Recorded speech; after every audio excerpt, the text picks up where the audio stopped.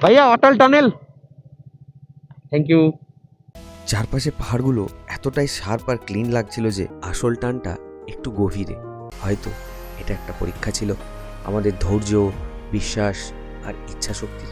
আমাকে প্রচুর ভয় লেগেছে এখানটায়, পুরো ল্যান্ডস্লাইডটা হয়েছে। খারাপ সময়টা কখনো স্থায়ী নয়, ওকে ওখান থেকে বের করে আনতে পারল। সে হাসি মুখে থ্যাংক ইউ বলল। Thank you. ছোট ভুলও বড় হয়ে যেতে পারে, বিশ্বায়নও তাদেরই একজন। প্রতিটা সেকেন্ড যেন একটা পরীক্ষা। বাইক এগোচ্ছে একটু একটু করে।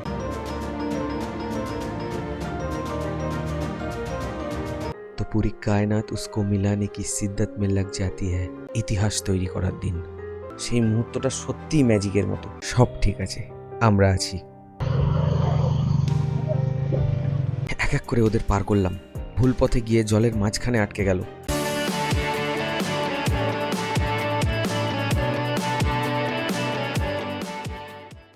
এখন বেরিয়ে পড়ছি মানালি থেকে। আজকে ওয়েদার তোমরা দেখতেই পাচ্ছ, একদম নিট অ্যান্ড ক্লিন, আকাশ পুরো নীল, সবাই প্যাকিং করে নিয়েছে। এটা ছিল আমাদের মানালির stay, খুব ভালো একটা প্রিমিয়াম স্টে। আজকে আমরা যাচ্ছি জিসপা।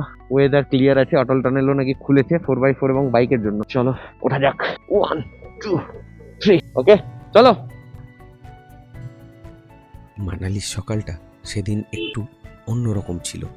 পাহাড়ের হাওয়ায় একটা অদ্ভুত টান, কারণ আমরা জানতাম আজ শুরু হচ্ছে আমাদের আরো বড় এক যাত্রা। হ্যাঁ তাহলে ওটাই বেরোবো।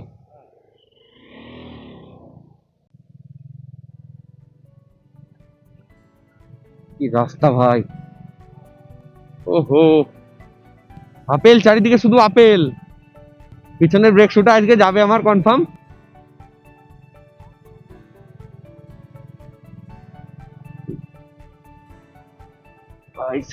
পাথর। আচ্ছা, অটল টানেলটা অর্ধ ক্রস করার পরে আমাদের আর মনে হয় খারাপ কিছু নেই।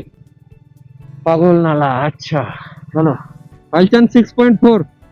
বাহ, আবহাওয়া খুব সুন্দর, একদম রোদ উঠে আছে। আমাদের সামনে লম্বা রাস্তা, গন্তব্য জিসপা। কিন্তু এটা শুধুই কি একটা ডেস্টিনেশন? না, এটা একটা অনুভূতি, যেটার জন্য আমরা অনেক দিন ধরেই অপেক্ষা করেছিলাম। এই পথেই আমরা পার হব সেই বিখ্যাত অটল টানেল, যেখানে অন্ধকারের ভেতর দিয়ে নতুন একটা পৃথিবীতে প্রবেশ করা যায়। একদিকে সবুজ পাহাড়, অন্যদিকে রুক্ষ ল্যান্ডস্কেপ। এই রাইডটা আমাদের নিয়ে যাবে দুই সম্পূর্ণ ভিন্ন জগতের মাঝে। পৌঁছে গেছি সেই পালচেন ব্রিজ ভাই। ক্লান্তি থাকবে, চ্যালেঞ্জ থাকবে, কিন্তু তার থেকেও বেশি থাকবে একটাই জিনিস, অজানার প্রতি টান। ভাইয়া অটল টানেল। Thank you.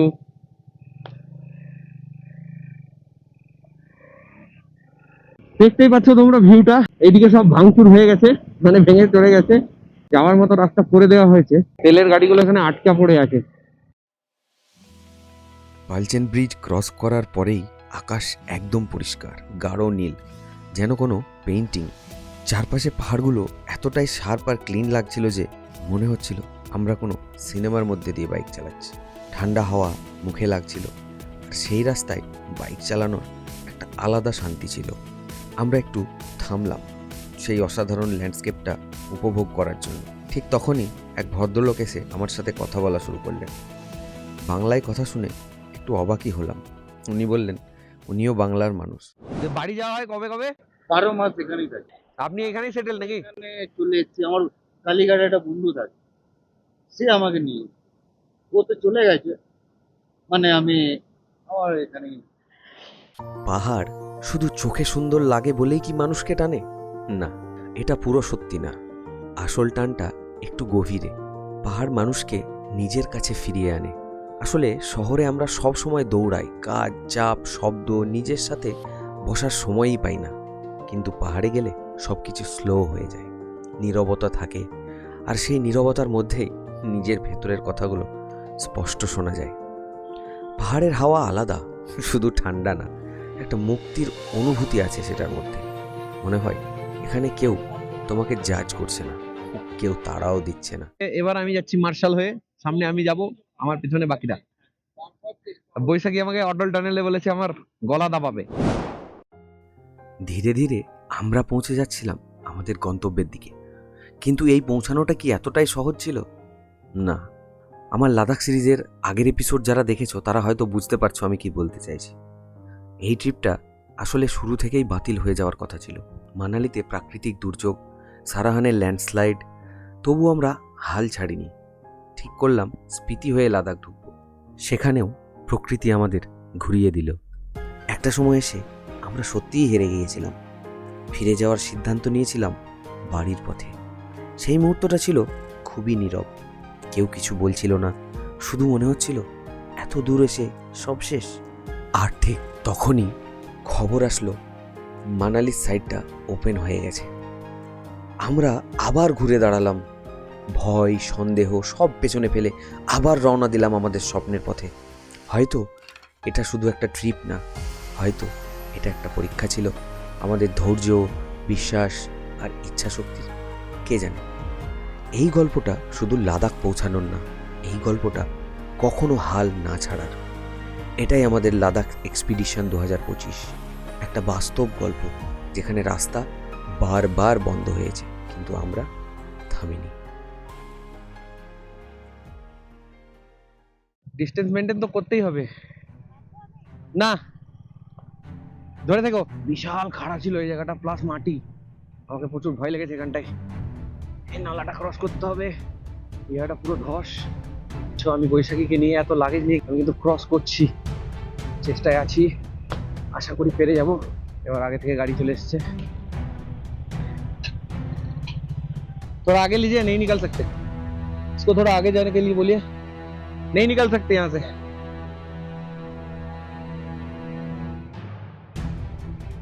যাক, এই খারাপ প্যাচটা পার করতেই হবে আমাদের।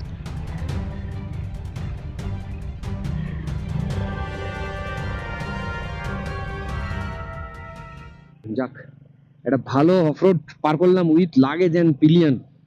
মানে অস্বাভাবিক টাউন ক্লাইম্ব এবং স্ল্যাশ ছিল হালকা, সেটা স্ল্যাশটা অত বেশি নয়। যদি থাকতো বেশি তাহলে অবস্থা খারাপ হয়ে যেত, তোমরা দেখতেই পেতে, পড়ে থাকতাম। যাই হোক, ক্রস করে দিয়েছি, আমাদের সবকটা বাইক ক্রস হয়ে গেছে। ছোট্ট একটা টানেল ক্রস করে ফেললাম।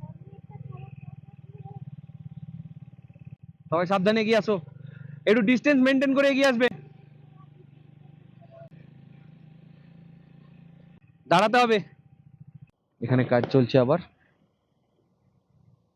পুরো ল্যান্ডস্লাইডটা হয়েছে, সামনের রাস্তাটা পুরো ভেঙে গেছে। ওই আমরা এটা ক্রস করার পর ওই ব্রিজ ধরে আবার হাইওয়ে পেয়ে যাব।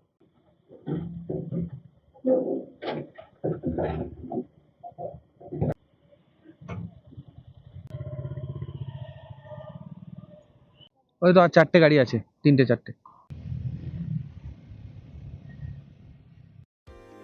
খারাপ সময়টা কখনো স্থায়ী নয়, এটা বুঝতে হলে একটু ধৈর্য দরকার আর একটু বিশ্বাস। এক সময় সবকিছু যেন ভেঙে পড়েছিল, রাস্তা বন্ধ, স্বপ্নগুলো থেমে গেছে, আর মনটা ভরে গেছে অজানা ভয়ে। চারদিকে শুধু সমস্যা, একটার পর একটা বাধা। মনে হচ্ছিল আর এগোনোর শক্তি নেই। কিন্তু মানুষ তখনই নিজের আসল শক্তিটা খুঁজে পায় যখন সে একেবারে শেষ প্রান্তে পৌঁছে যায়।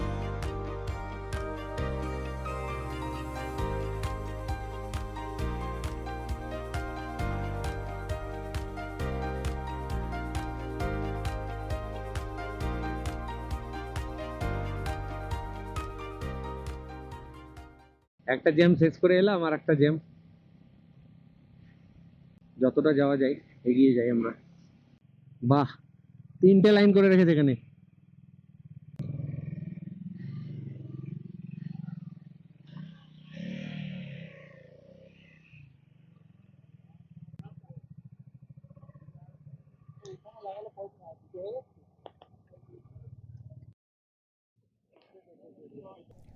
অটল টানেলের আগে একটা বড় ধস নেমেছিল, পুরো রাস্তা কাদা আর পাথরে ভরে গেছিল। বাইক চালানো তো দূরের কথা, দাঁড়িয়ে থাকাটাই চেক দ্য ওখানে বাইক, কঠিন। Check the bike. এই সময় দেখি এক বিদেশি রাইডার ডান দিক দিয়ে এগোতে গিয়ে আটকে পড়ে আছে, বাইক একদম নড়ছে না। আমি গিয়ে কিছু না ভেবেই বাইকটা ঠেলতে শুরু করলাম। একটু কষ্ট হলো, কিন্তু শেষ পর্যন্ত ওকে ওখান থেকে বের করে আনতে পারলাম। সে হাসি মুখে থ্যাংক ইউ বলল। Thank you. আর আমি মনে মনে ভাবলাম মানুষের পাশে দাঁড়াতে পেরেছি, এটাই অনেক। পাহাড়ের সেই কঠিন রাস্তায় তখন বুঝেছিলাম ভাষা আলাদা হতে পারে, দেশ আলাদা হতে পারে, কিন্তু বিপদের সময় সবাই একই মানুষ। উপর থেকে পড়ার কিছু নেই, কিন্তু রাস্তা খারাপ হয়ে আছে তো ওটাই ভয়। এই ভাঙাটা যে কোনো সময় ভাঙতে পারে, এখানে ইট দেওয়া আছে, দেখেছো না ছেড়ে গেছে কিরকম।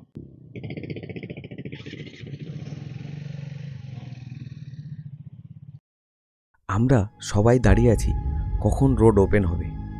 তখন হঠাৎই অন্য টিমের একটা রাইডার একটা পিকআপ গাড়িকে ব্যাক করতে বলছিল, যাতে ওরা পাশ কাটিয়ে যেতে পারে।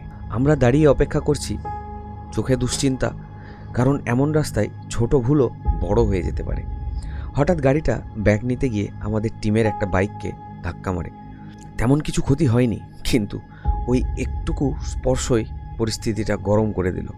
বিশ্বায়ন সঙ্গে সঙ্গে রেগে গেল, কথা কাটাকাটি শুরু হলো। মুহূর্তের মধ্যে চারপাশের শান্ত পাহাড়ি পরিবেশটা উত্তেজনায় ভরে উঠল। আমাদের লাদাখ টিম সবসময় একে অপরের জন্য সতর্ক, প্রত্যেকে শুধু নিজের নয় অন্যদের দিকেও নজর রাখত। বিশ্বায়নও তাদেরই একজন, দায়িত্বশীল, টিমের জন্য সবসময় প্রস্তুত। আমাদের কাছে একটা জিনিস খুব পরিষ্কার, একজনের সমস্যা মানে পুরো টিমের সমস্যা। এই জিনিসটাই আসল টিম স্পিরিট। অটল টানেলের কিছুটা আগে আমরা ফাঁসলাম একটা বিশাল ল্যান্ডস্লাইডে। রাস্তা বলতে কিছু নেই, শুধু মাটি আর ভাঙা পাথর। বাইকের চাকা বারবার পিছলে যাচ্ছিল, মনে হচ্ছিল এক পা এগোলেই যেন যুদ্ধ।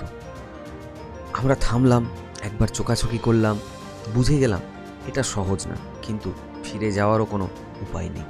আমি ধীরে ধীরে বাইকটা সামলাতে লাগলাম, আর আমার পাশে আমার স্ত্রী বৈশাখী, সে পিছন থেকে ঠেলতে শুরু করলো। কাদামাখা রাস্তা, পা পিছলে যাচ্ছে, তবুও সে থামেনি। তার চোখে ক্লান্তি ছিল, কিন্তু তার চেয়েও বড় ছিল জেদ। এই পথ আমরা পার হবই। প্রতিটা সেকেন্ড যেন একটা পরীক্ষা। বাইক এগোচ্ছে একটু একটু করে, আর আমরা লড়ে যাচ্ছি একসাথে। অবশেষে অনেক কষ্টের পর আমরা সেই ডেঞ্জার প্যাচটা পার করে ফেলি। ওই মুহূর্তে মনে হলো এটা শুধু একটা রাস্তা পার হওয়া না, এটা ছিল আমাদের একসাথে লড়াই করার গল্প। বৈশাখীর ওই সাপোর্টটা শুধু বাইককে এগিয়ে দেয়নি, আমাদের সাহসকেও অনেকটা বাড়িয়ে দিয়েছিল।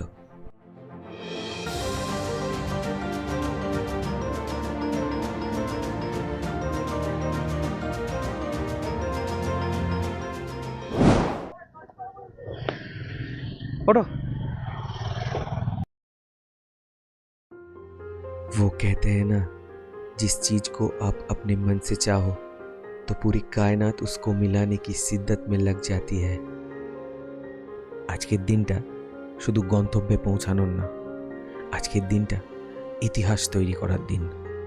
অনেকেই অনেক কথা বলে, হাজার প্রশ্ন তোলে, হাজার বিচার করে, কিন্তু আমরা চুপ থাকি, কারণ আমরা জানি সব কথার উত্তর মুখে দিতে হয় না।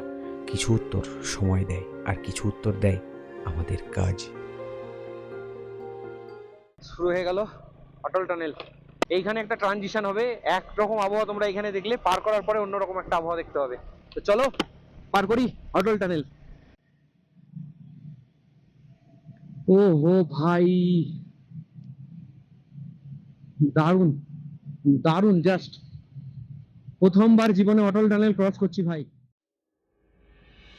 টানেলের ভেতরে ঢুকতেই চারিদিকে শুধু লাইটের লাইন আর সেই গভীর নীরবতা। ইঞ্জিনের শব্দটাই যেন তখন একমাত্র সঙ্গী। মনে হচ্ছিল সময় থেমে গেছে, শুধু আমরা আর আমাদের যাত্রা। আর তারপর ধীরে ধীরে সামনে একটা আলো দেখা গেল। টানেল থেকে বেরিয়ে আসার সেই মুহূর্তটা সত্যিই ম্যাজিকের মতো। এই পাশে একদম অন্য পৃথিবী, আকাশটা আরও নীল, বাতাসটা আরও ঠান্ডা। তো অটল টানেল ক্রস করে ফেললাম আমরা, আর এবার অটল টানেল থেকে এগিয়ে যাচ্ছি। সেই ভাই সাহ, বেরিয়ে পড়লাম আমাদের আজকের জার্নি জিসপা। এবার রোড টান টান, শুধু একটা জায়গা আছে, সেটা হচ্ছে পাগল নালা। এত লরি এখানে ফেসে আছে, আর উপরে নীল আকাশ। উফ ভাই সাহ,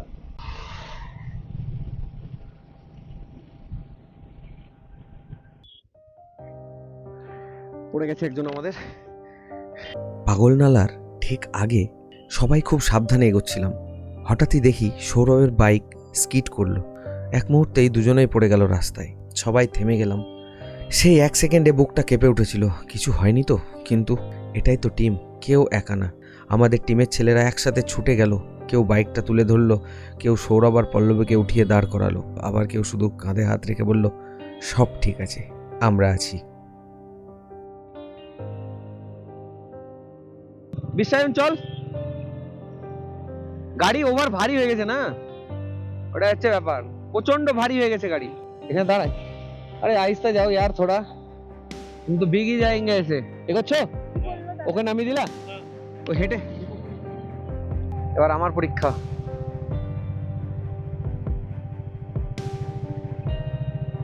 এইদিকে তো মেয়েদেরকে বলে উপর দিয়ে আসতে।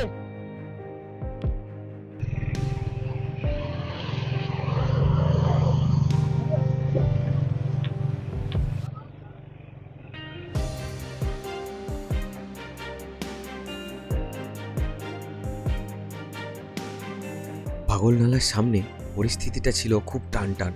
ওপারে আটকে ছিল আমার স্ত্রী বৈশাখী আর সৌরভের স্ত্রী পল্লবী। আমি খুব সাবধানে এক এক করে ওদের পার করলাম। এরই মাঝে আমাদের 2 রাইডার ভুল পথে গিয়ে জলের মাঝখানে আটকে গেল। সঙ্গে সঙ্গে অরূপদা আর টিম ঝাঁপিয়ে পড়ল। সবাই মিলে বাইক টেনে জলের বাইরে আনলো। সেদিন বুঝেছিলাম এই টিমে কেউ একা না।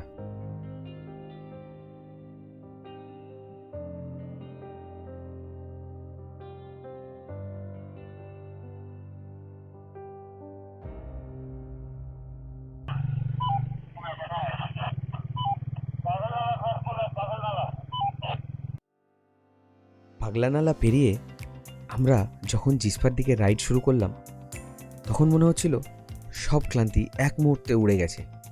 চারপাশে একদম পরিষ্কার আবহাওয়া, নীল আকাশ যেন চোখ জুড়িয়ে দিচ্ছে। সেই ঠান্ডা হাওয়া আর পাহাড়ের মাঝে বাইক চালাতে চালাতে মনটা একদম ফ্রেশ হয়ে গেল। মনে হচ্ছিল এটাই আমাদের লাদাখ যাত্রার প্রথম সত্যিকারের ছোঁয়া। কিছুটা যাওয়ার পর আমরা পৌঁছালাম শিশু। সেখানে কিছুক্ষণ ওয়েট করে একটু ম্যাগি খেয়ে তারপর আমরা বেরিয়ে পড়লাম আবার আমাদের জার্নি জিসপার দিকে। শিশু থেকে বেরিয়ে গেলাম। কি হয়েছিল এটা? অরূপদা সাইড কেটে গেছিল এরকম, ঝুলে ঝুলে ঝুলে। ম্যাগি খেয়ে আমরা আবার নতুন এনার্জি নিয়ে জিসপার পথে রওনা দিলাম। সামনে পাহাড়ি রাস্তা, পাশে বয়ে চলা নদী, সব মিলিয়ে রাইডটা হয়ে উঠেছিল একদম স্বপ্নের মতো। কি সুন্দর রাস্তা, কি সুন্দর একটা ভিউ, মনোরম পরিবেশের মধ্যে দিয়ে আমরা যাচ্ছি। ক্যাফে শিশু, বাহ, খুব সুন্দর একটা ক্যাফে, দেখো সাজানো গুছানো একদম।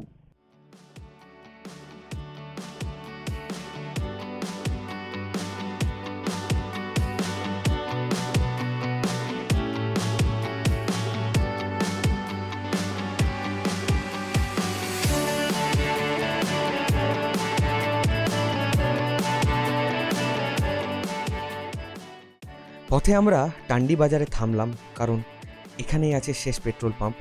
জিসপার আগে আর কোথাও ফুয়েল পাওয়া যায় না, তাই সবাই ট্যাঙ্ক ফুল করে নিলাম এখানে, যেন সামনে কোনো টেনশন না থাকে। সব প্রস্তুতি নিয়ে আবার আমরা রাস্তায় নামলাম। পাহাড়ের কোলে ঠান্ডা হাওয়ার মাঝে একদম নির্ভর মনে এগিয়ে চললাম জিসপার দিকে।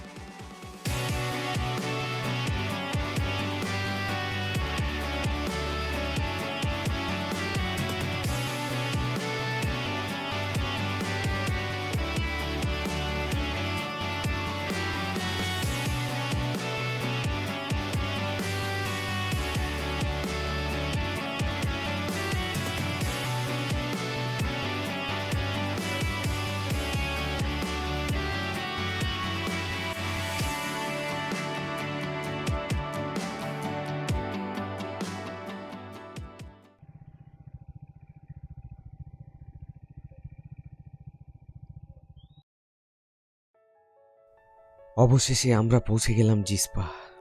সারাদিনের লং রাইড, ক্লান্ত শরীর, ধুলোমাখা জ্যাকেট, সব কিছুর মাঝেও মনে হচ্ছিল এক অদ্ভুত শান্তি। পাহাড়ের কোলে দাঁড়িয়ে ঠান্ডা হাওয়া গায়ে লাগছিল, আর মনে হচ্ছিল এই যাত্রার প্রতিটা কষ্ট আসলে কতটা সুন্দর। হোমস্টের সামনে বাইকটা পার্ক করে যখন একটু চুপ করে দাঁড়ালাম, তখনই বুঝলাম আমরা সত্যি অনেকটা পথ পেরিয়ে এসেছি। আজ আর কোনো তাড়া নেই, কোনো দৌড় নেই, শুধু নীরব পাহাড়, পাশে নিজের মানুষগুলো আর এক রাশ তৃপ্তি। এই ছিল আজকের গল্প। আগামী পর্বে আমরা আরও এগিয়ে যাব লাদাখের দিকে। তাই সাথে থাকো, কারণ আসল অ্যাডভেঞ্চার এখনও বাকি। হোমস্টেটা তোমাদেরকে দেখাই। এই হচ্ছে দরজা, ঢুকে এখানে ফ্রন্টে বাথরুম আছে। বাথরুমটা দেখতে পারো যথেষ্ট বড়। এটা হচ্ছে আমাদের বেড, এখান দিয়ে ভিউ আছে সুন্দর। আর রুমের বাইরে একটা ব্যালকনি আছে। এই যে ব্যালকনিটা দেখো, ব্যালকনি থেকে ভিউটা দেখো ভাই, উফ, স্নো পিক মাউন্টেন দেখা যাচ্ছে।